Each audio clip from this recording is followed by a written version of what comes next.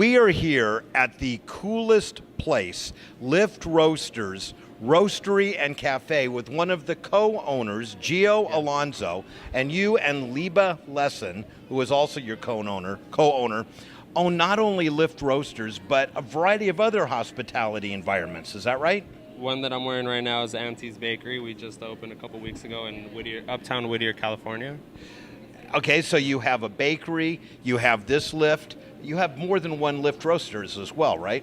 Correct. Well, this is our only roastery, which we've consciously chosen to keep it here in Riverside because we were established in Riverside and Nice. we want to keep it hometown or homegrown. But yes, you're right. We have a juicery in Whittier. We have a bakery in Whittier that's open for breakfast and lunch. And then we have 3 Lift locations here in town in Riverside. So you have 3 cafes here in Riverside. Correct. And one of them is this location Correct. in Riverside, which is also your roastery. And I understand you're going to allow me the pleasure of chatting with your roaster in a few minutes as well. Correct. They're very talented. Lydia Nolan, she's our lead roaster at Lift. All right, I love it. Now, one of the reasons I really wanted to chat with you, well, 2 reasons. One, you are a team of millennials that are actually working. Don't take that wrong. But more importantly, your philosophy of giving back to the communities that you serve.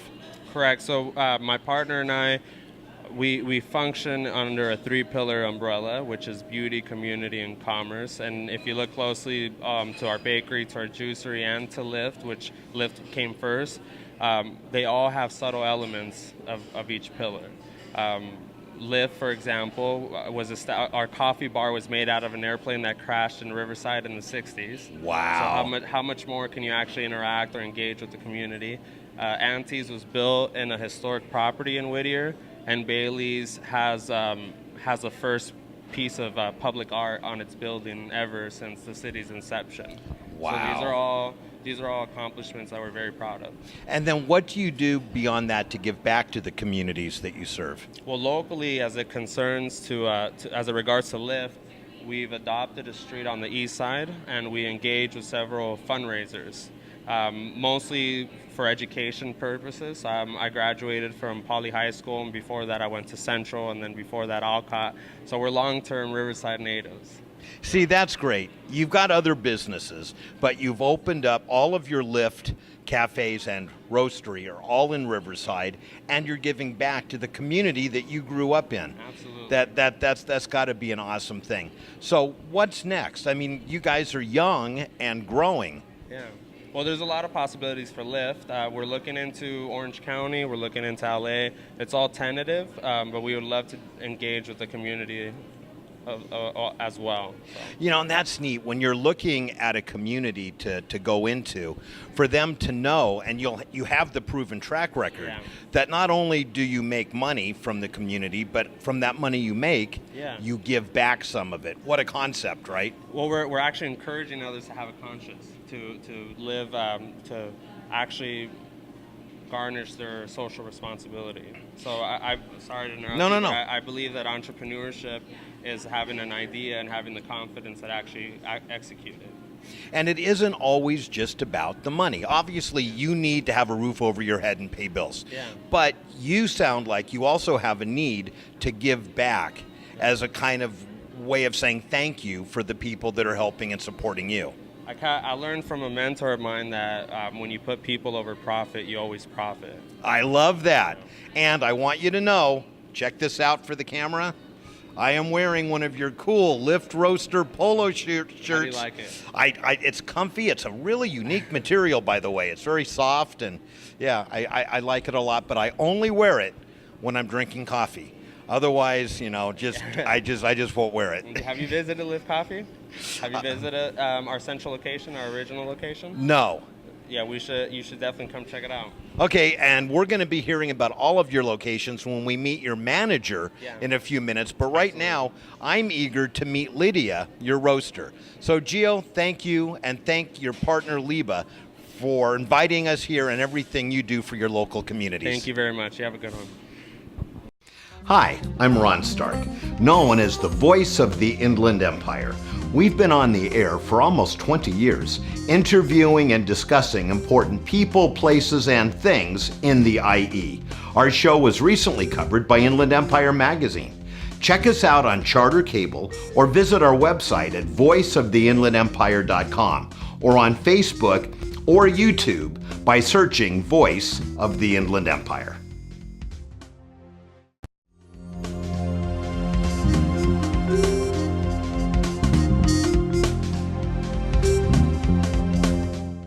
We are now chatting with Lydia Nolan, who is the head roaster here at Lift Coffee. And just don't do any roasting to this head. It's been well roasted enough over the years. But Lydia, I'm looking at this. This is the latest in coffee roasting technology. You're actually tracking this on your computer? Yeah. So this program tracks all of the temperature changes within the drum as well as within the coffee beans themselves. And I'm able to put manually in there notes about different movements that I make, gas changes, airflow changes. And what it does is it saves all the information, so then I can continue roasting that specific coffee the same way every time and get the same results, and all of our coffee will continue to maintain the same level of quality. You know, that's amazing too, because I know part of what you do is to kind of put your own signature on the coffee. Sure, yeah. So as you're playing with certain beans and certain ways of roasting them, and you come up with your own Picasso, you can save it, and then that'll absolutely be consistently made every Yes. single time. Yep. That's awesome. So show me the roaster here. Yeah. This is beyond cool. This is called a Diedrich IR12. It's a 12 kilo roaster, which is about 22 pounds. Meaning it roasts 22 pounds at a time. Right, it's full capacity. Because it looks like it's 22 heavier than pounds. 22 pounds. Right, yeah. So it's full capacity is 22 pounds. You don't typically roast coffee in any roaster to full capacity. You tend to stay around it's like 60 to 80% capacity. So I'm roasting around 12 or 13 pound batches, which take about 10, 11, 12, 13 minutes depending on Now, do you have the coffee. beans in here right now? I do, yeah. So I'm roasting a coffee from Mexico that we put into a few different blends that we sell, primarily to our wholesale accounts. But it's really good. It's chocolatey, it's citrusy, pretty full-bodied. I enjoy it. Now, the thing that really strikes me about coffee is doing what wine did years ago, what craft beer is doing now. But you even said it. We blend our beans together. I mean, so help me understand. You get beans from all over the world. Right. And their flavorings, I guess, are somewhat different depending on where and how they were raised. Right. Then the way you roast them, if you took the same beans, could you roast them differently so they'd have different flavor outcomes? Yeah, actually, if you roast something darker, you're gonna land in the more chocolatey,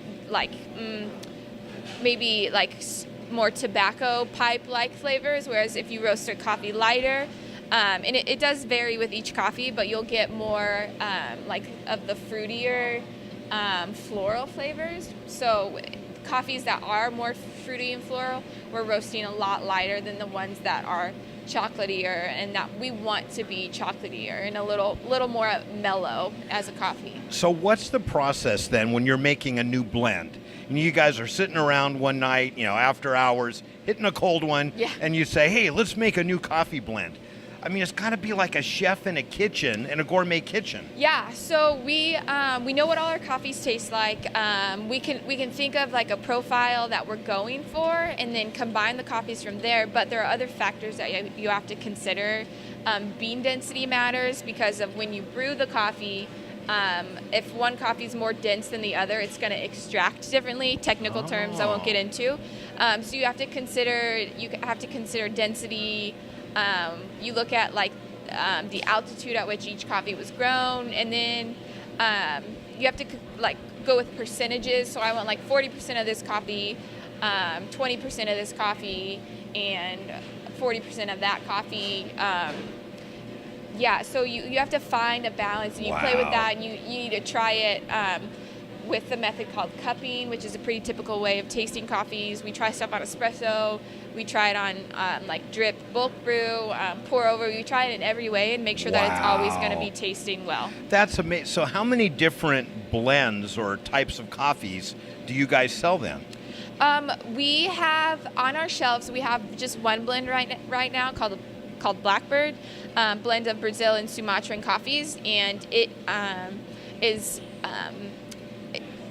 was created to cater to those who like the darker profile. It's not necessarily darkly roasted, but it has more of those like tobacco pipe, chocolatey, spicy flavors that people generally like associate with plain coffee. Nice. So if someone came in for a cup of coffee, that's what we'd get at any of the any of the Lift cafes. Well, that's our drip offerings actually changed because we want everyone to be able to try out our coffees. Like lately, for the last few weeks, we've been having a Brazilian coffee on our drip in all of our cafes. It tastes amazing. It's really So smooth. you sell beans and pre-grounds, right? Yeah. In all different types of blends. Right, yeah. So we sell 12-ounce retail bags of all of our coffees, and yeah, we can grind in store for people who don't have grinders. And we're almost out of time, but what's really impressive is all your beans are organic? They are ethically sourced. We primarily get coffee from a place called Bodie Leaf in Anaheim. They're a green coffee importer. But yeah, they're ethically sourced, fair trade. Some of them are organic, but we're concerned with the labor involved. Right, with that's it. the ethical part. Yeah, so that's awesome. So people can come here, know that some of the money they're spending is going back into the community, and the coffees they're drinking are all ethically sourced. Right, yes. I love it. Lydia, thank you for educating us about coffee roasting. You're welcome. Thanks so much. Hi, I'm Ron Stark, known by many as the voice of the Inland Empire, but I also own one of the fastest growing, most creative ad agencies in the region, Voice Marketing. Check us out online. We work with clients ranging from the county of San Bernardino to the star of the hit TV show Hoarders. We specialize in both business to business and business to consumer marketing. If you'd like more customers, call or email me personally, and let's talk.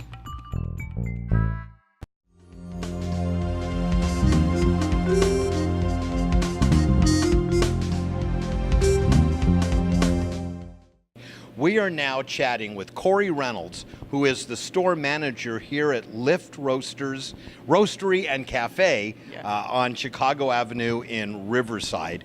And Corey, you're the manager here. Tell me a little bit about what it's like. You've got a full house, and we're here in the middle of the day. So what's going on here? So it's kind of like a pretty low-key kind of coffee shop. This particular coffee shop is a little different than most coffee shops. We tend to be a little quieter than most. If you go to like our central cafe, it's more of that normal coffee shop where it's kind of like busy hustle and bustle. This one's kind of chill place for those college students that need to study, or anybody that needs to get work done for their And I'm assuming you have Wi-Fi, because I see a dozen people with laptops out there. Yeah, it's hard to have a coffee shop nowadays without Wi-Fi. It's hard to have anything today without Wi-Fi. And Corey, first, what's the address here if someone wants to come visit this location? So this location is 2060 Chicago Avenue, often in Riverside. Okay. Yeah. And you guys have a website, right? We do actually, yeah. So all the addresses. All the addresses. So where basically, what general vicinity are the? You have two more here in Riverside, right? Yeah. So we have. This is the only roastery. The other two are strictly cafes. Yeah. So this is the cafe and roastery. There's only one of those out of all the locations. The other one is over by the Riverside Plaza. Okay. And that was the kind of founding location. And then also we have another one in City Hall, which that's a very different location. It's quite awesome too. Oh, that is very neat. So when Yeah. you're there at City Hall, you can get some Lift coffee. Yeah, and we also have a full kitchen too. So if you want lunch, it's Oh, a really? really beautiful spot. Yeah. All right.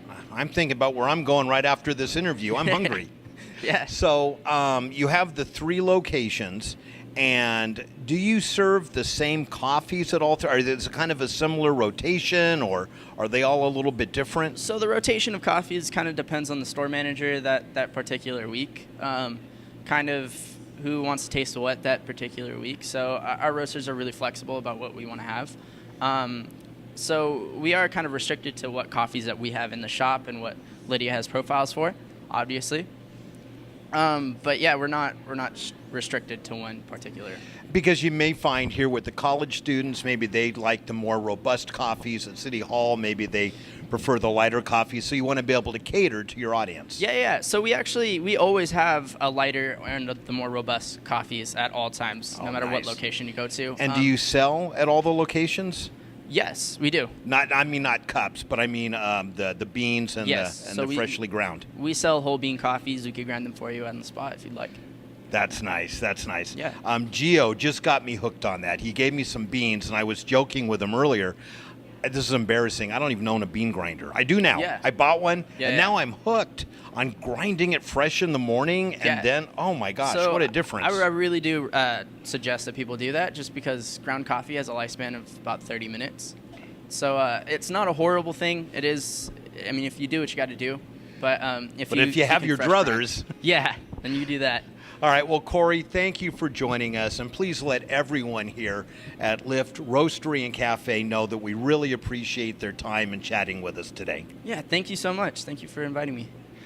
Don't go away. We will be right back. Hi, this is Corey Chalmers, host of the hit TV show Hoarders and president of SteriClean Inc. Did you know that 5% of the population suffers from moderate to severe hoarding behaviors? Are you or a loved one overwhelmed with clutter? Let our caring and compassionate specialists support you every step of the way, drama-free. Give us a call at 1-800-HOARDERS for a free estimate, or visit us on the web at hoarders.com. Now serving the greater Sacramento area. Give us a call at 1-800-HOARDERS or visit us at hoarders.com.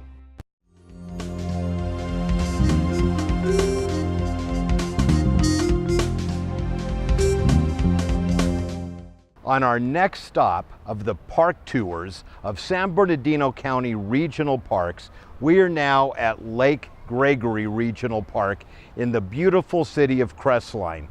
We are just a short drive from anywhere in the Inland Empire, and as you're about to see, this is a beautiful lake, a beautiful park with a lot to do for you and your entire family. Let's check out the park and enjoy some time at Lake Gregory.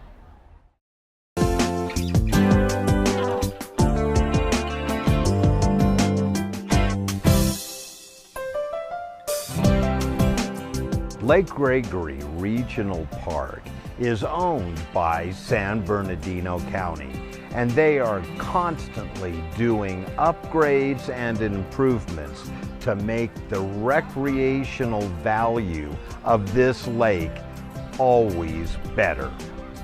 Nestled in Crestline, Lake Gregory is a beautiful park with so much to do, including water slides, boat rentals, kids' play areas, lots of beachfront swimming, food, and so much more. I'm looking forward to really checking this beautiful lake out. Oh, check this out. You can even reserve cabanas right on the beach at Lake Gregory. We have to find those and check them out.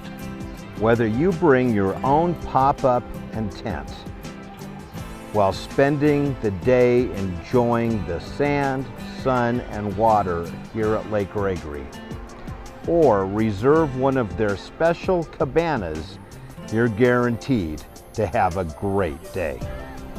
And here at Lake Gregory, they have rentals. Whether you're looking for belly boards, paddle boards, aqua bikes, kayaks, they have it all for rent, so you can truly take your day out into the middle of the lake. Enjoy fishing? You can even rent a rowboat or a motorboat to make sure that you get that perfect catch. In a word, the kids' special swim area is awesome, with all kinds of blow-ups and inflatables floating in the water, just a very short swim from the sandy beach. This is the perfect place for kids to splash, have fun, and cool off on a hot summer day. You can pack in your own food, or come on over to the Cove Cafe, where they have a wide selection of burgers, dogs, salads, and more to satisfy any hunger that you might have. Ready for an adult beverage? Then head on over to the Beach Club, where you can enjoy a wide variety of beer and wine, well, overlooking beautiful Lake Gregory here in the heart of the San Bernardino Mountains. We are now on the backside of the lake, where you'll find barbecues, picnic tables, and tall shade trees, the perfect place to hang out with family and friends. And did I mention we're also on our way to check out the 2 water slides here at Lake Gregory Regional Park.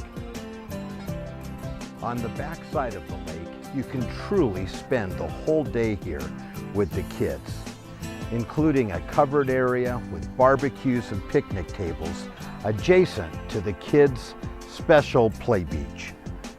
And we found it. There are 2 beautiful water slides, and you can get a day pass, a season pass, or even an annual pass for the water slides and all of Lake Gregory. And there is so much going on here, not just during the summer, but truly year-round. Lake Gregory Regional Park has many special events, not just during the summer, but all year long. Their season kicks off on Memorial Day weekend with their classic trout derby. They have a wonderful celebration for the 4th of July, an incredible Labor Day extravaganza, and much, much more.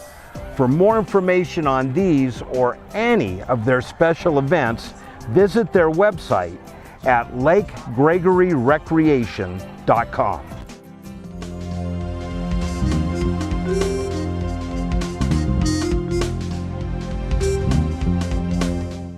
We are joined by a very special guest. As many of my viewers know, I live in Old Town Upland. In fact, I'm moving my business, my ad agency, here as well. I love this community.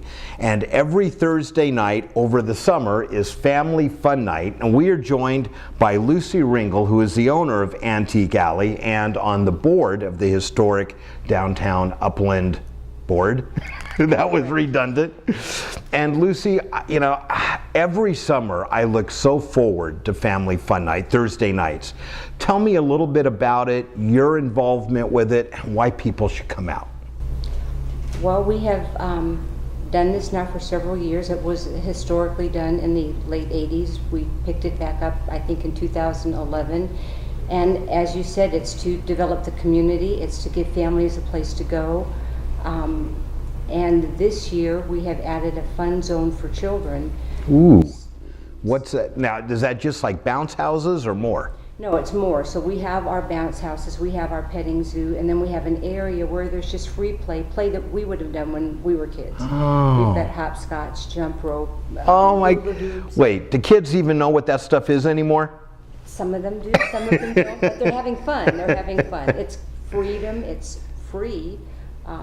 They're enjoying themselves. And they're outside breathing fresh air, not laying on a sofa playing a video game. Exactly.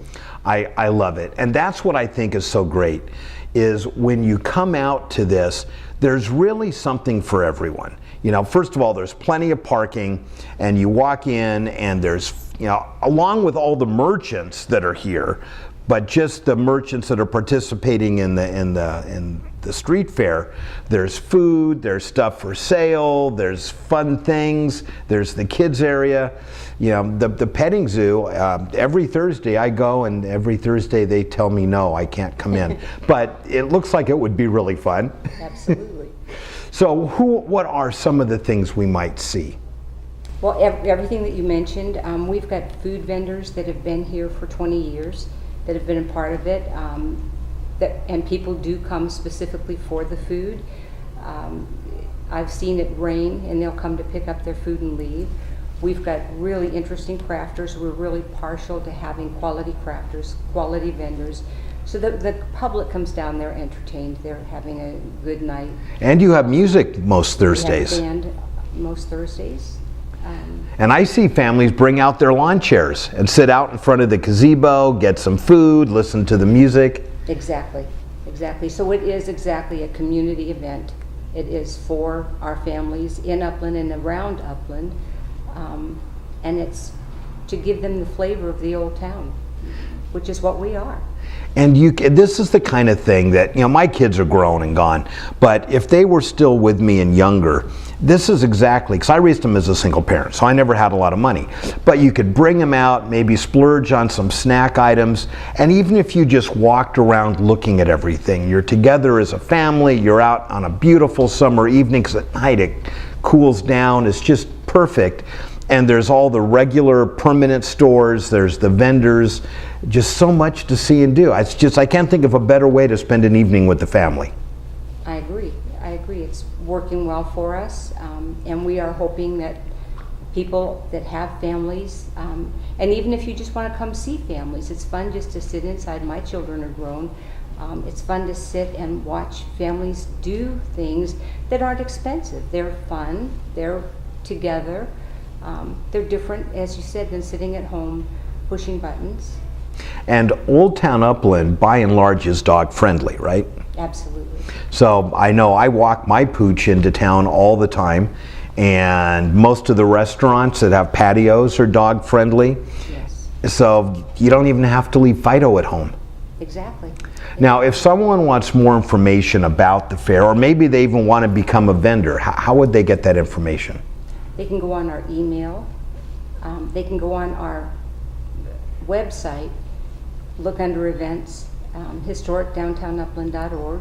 Okay. And or they can call us 909-509-6414, and there are applications, there's information, we have directions, whatever they need, we'd be happy to help. All right, well, Lucy, you'll continue to see me every Thursday night wandering around downtown Upland enjoying Family Fun Night. Thank you.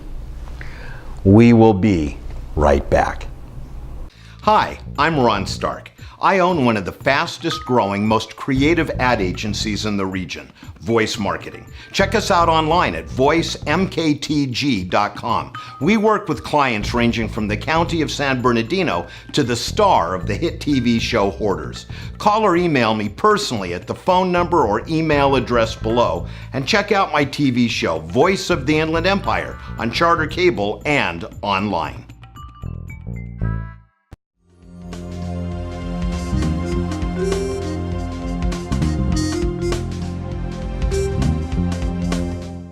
What a great show. I so enjoyed chatting with all of our guests, and I especially want to thank you for tuning in and watching us. And be sure to set your DVRs so you never miss another episode of Voice of the Inland Empire. Or if you'd like to be able to watch anytime 24/7, the simplest way is to check out our website at voiceoftheinlandempire.com. And while you're there, drop us an email. We love to hear from you, thoughts, ideas, suggestions. Have an idea for a show guest? We'd love to hear it. Our guests need to have topics of broad general interest and be non-commercial in nature. Or if you don't have access to the internet or just prefer a more traditional means of contact, you can always use our telephone hotline at 909-746-8846. So until next time, this is Ron Stark reminding you to be productive, care for your world and the people around you, work hard, find time for fun, but always remember to give back whatever and whenever you can. Until next time, goodbye for now.